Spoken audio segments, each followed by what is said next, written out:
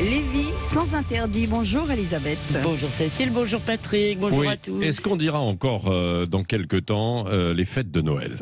C'est une des questions parce que après la promotion du hijab par le Conseil de l'Europe, ça c'était il y a quelques semaines de ça, eh bien la Commission européenne voudrait bannir, alors bon c'est en train d'être revu, mais quand même les mots Noël, par exemple, et Marie. Bon, alors cher Patrick, Oui.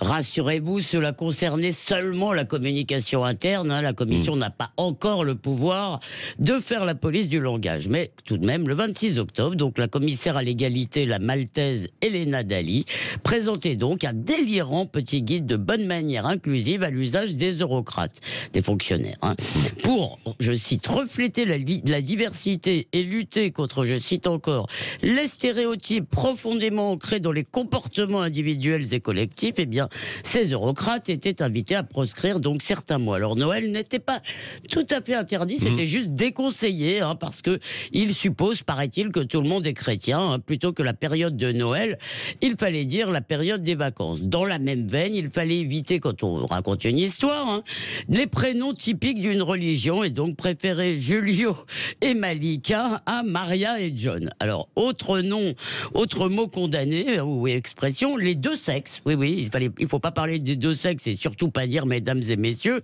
ce qui est invisibilise, voilà, qui rend invisible, pardon, les intersexes et les queers. Et il ne faut pas non plus demander à une personne les pronoms qu'elle préfère, car cela supposerait, pardon, je rime, mais que l'identité de genre est une préférence, ce qu'elle n'est pas. Et enfin, il faut aussi oublier homosexuel, parce qu'il paraît que c'est utilisé par les militants anti-gays. Alors ensuite, il ne faut pas parler de citoyens parce que ça exclut les migrants et les apatrides. Non, tout ça n'était pas un canular de Noël, pardon, un canular du solstice d'hiver. Oui, ça vous fait un peu sourire évidemment, comme certains sans doute, mais ça ne l'est pas parce que c'était vraiment sérieux. Et finalement, protestation en France, en Italie, au Vatican notamment, le guide va être retravaillé. Et Noël, si je puis dire, est sauvé. Oui, alors heureusement, la Commission n'a pas des convictions très fermes, mais elle a une idéologie. Et comme toujours, cette idéologie s'attaque au langage pour reformater le réel, au-delà même de ce guide.